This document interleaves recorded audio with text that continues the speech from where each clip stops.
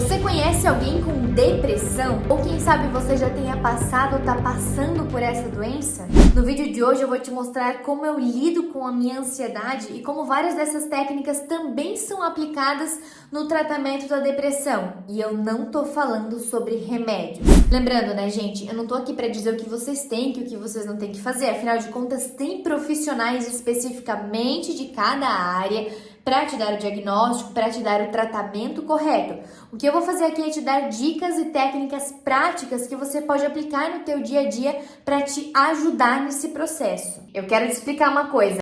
Presta aqui atenção em mim. A serotonina, que é um importante neurotransmissor, está correlacionada diretamente com a depressão. E eu vou te explicar como que a inteligência emocional pode te ajudar a sair desse ciclo que cada vez te suga mais. A serotonina, esse nome pode te parecer um pouco estranho, porque geralmente a gente fala de endorfina, melatonina, mas serotonina é um neurotransmissor que transmite mensagens entre os nossos neurônios, responsável por regular muitas das nossas funções do corpo, como o sono, o apetite e principalmente o nosso humor. O que muitas vezes se fala é que a serotonina é como se fosse um hormônio da felicidade.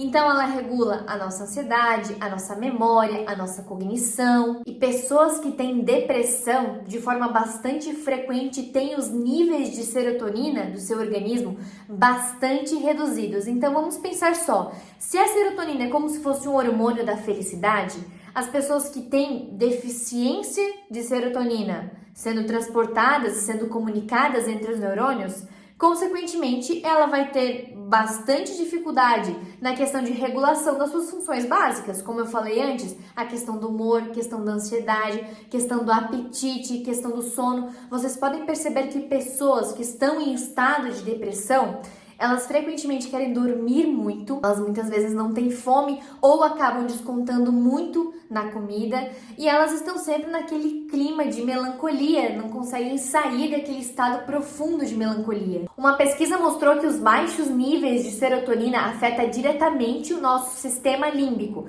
Sistema límbico é como se fosse uma regiãozinha do nosso cérebro que é responsável pela regulação emocional. Então, se eu tenho deficiência nessa área, eu terei problemas de me autorregular emocionalmente. E aí que entra a intervenção medicamentosa, como sertralina, escitalopram, citalopram, fluoxetina, que são medicamentos utilizados para reduzir a captação de serotonina. Então, eles vão impedir quimicamente que a serotonina saia dos neurônios e acabe prejudicando ainda mais essa situação. Agora eu quero falar sobre algo que pode mudar completamente a forma que você vê a depressão, que é a inteligência emocional. Thaisa, e o que isso tem a ver com serotonina? Tudo a ver. Porque a inteligência emocional nada mais é do que a nossa capacidade de entendermos as nossas emoções, os nossos sentimentos e também de saber controlar os nossos sentimentos exagerados, exacerbados. Porque um sentimento nada mais é do que uma reação às nossas emoções. E a inteligência emocional pode nos ajudar a equilibrar a forma como expressamos esses sentimentos. Porém, a depressão pode dificultar essa habilidade. Porque, como a gente viu antes, ela atua direto no nosso sistema límbico, que é responsável pela regulação emocional. E pessoas que já têm algum certo problema de regulação emocional podem se sentir ainda mais impotente frente a uma depressão. Daniel Goleman, que é um especialista na área de inteligência emocional, uma grande referência mundial, afirma que a deficiência nessa habilidade de inteligência emocional pode agravar cada vez mais quadros depressivos, porque as pessoas não conseguem gerenciar suas emoções, não conseguem entender as suas emoções e vão cada vez mais entrando naquele estado de depressão profunda, de declínio. Agora vamos lá, presta atenção aqui. Como que eu faço para melhorar isso? A primeira dica é sol e vitamina D. Sim, gente, extremamente importante sol e vitamina D. E não é ficar olhando pela janelinha não, tá? É ir lá na rua e pegar sol, o teu corpo precisa disso, porque a vitamina D atua na expressão dos genes que controla a produção de serotonina, então tem tudo a ver. Nós moramos em um país tropical e você pode perceber que no inverno nós tendemos a ficar um pouco mais melancólicos em dias fechados, assim, parece que a gente fica um pouco mais retraído. Sim, isso tem tudo a ver com a produção de serotonina. Pessoas que moram em países tropicais, assim, e que vão para outros países que já têm climas mais chuvosos, que chove com muita frequência, como por exemplo a Inglaterra, tendem a desenvolver quadros depressivos por conta de não ter mais toda essa frequência de vitamina D e de sol que tinha antes. Segundo, terapia cognitivo-comportamental, que é uma abordagem utilizada por muitos psicólogos. Ela vai fazer aquela relação entre emoção, cognição e sentimento e ajuda a gente a quebrar muitos padrões de pensamentos negativos. Ah, Isa, mas terapia é uma besteira. Terapia só faz quem tá no fundo do poço. Gente, vamos parar com isso, né? Pelo amor. Terapia se faz pra gente aprender a regular as nossas emoções no dia a dia. Sejam situações pequenas, situações grandes, ela tá lá pra nos ajudar a manter o equilíbrio. E eu trouxe aqui um estudo pra vocês da USP, Universidade de São Paulo, que revelou que a terapia cognitivo-comportamental sim ajudou na regulação dos neurotransmissores em um teste que eles realizaram. Então olha só que bacana, uma intervenção não medicamentosa. A gente consegue resolver muitas situações sem ficar dependente de medicamentos. Exercício físico e corrida são práticas extremamente eficazes no tratamento da depressão. Estou falando aqui mais diretamente da depressão, mas em várias outras áreas. Eu tenho utilizado o exercício físico para me controlar emocionalmente e para ajudar a reduzir os meus níveis de ansiedade. Então eu tenho percebido que sim, eu tenho ficado bem mais calma e eu anseio pela hora de praticar o meu exercício, de praticar a minha corrida. Por quê? Porque ele reduz os níveis de cortisol no nosso corpo, que é um neurohormônio que atua diretamente no estresse, e traz uma sensação de relaxamento, de bem-estar, além de fazer bem para praticamente o nosso corpo inteiro. A serotonina é sintetizada por um aminoácido que se chama triptofano. Eu aposto que você já deve ter ouvido falar. Ele é encontrado em cápsulas também, mas principalmente em alimentos. Tem alimentos que são riquíssimos em triptofano. Eu aposto que você conhece. A banana tem bastante triptofano, peixes como salmão e a sardinha também.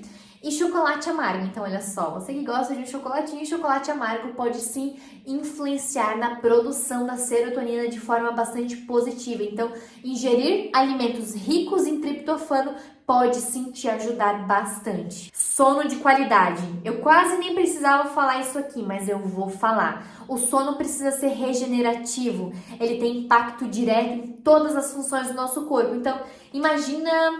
Deixa eu pensar, uma orquestra. O sono é o maestro e cada partezinha do nosso corpo é como se fossem as pessoas tocando os instrumentos. Se o maestro dá o comando errado, a pessoa que está tocando o instrumento vai errar. E é assim que funciona com o nosso corpo. A partir do sono a gente consolida as memórias, muitas funções cerebrais estão ocorrendo, então é extremamente importante priorizar o ciclo circadiano, a higiene do sono. Eu vou deixar aqui no card um vídeo que eu falo só sobre sono, então coloque isso na tua agenda. Ah, mas eu preciso ficar acordada até tarde, estudando, fazendo as minhas coisas, mas será que vale a pena? Quando a gente se priva de sono, todo o conhecimento estudado, ele praticamente não se consolida na nossa memória. Daí tu me diz o que adiantou. Então, o sono interfere diretamente na nossa capacidade de tomar decisões assertivas e também na nossa regulação emocional. E a respiração profunda também é extremamente eficaz. E a Isa, então tem que parar, respirar, segurar o ar, blá blá blá. Eu não estou falando disso. Presta atenção na tua respiração. Qual foi a última vez que você fez isso? Sentiu o ar entrando nos teus pulmões, irrigando o teu corpo, saindo, exalando todas as coisas ruins. A gente não para fazer isso. A gente não faz isso de tão automático que é, só que é vital para o nosso corpo. E quando a gente coloca atenção na nossa respiração, a gente reduz os níveis de cortisol e a gente presta atenção no momento, naquilo que a gente está fazendo. Eu não sei se vocês já viram alguém tendo um ataque de pânico, mas é terrível. A pessoa fica sem ar. Ela tem sensação de infarto, dor no peito, formigamento, como se ela fosse morrer mesmo. E a respiração é utilizada para o controle dessa situação.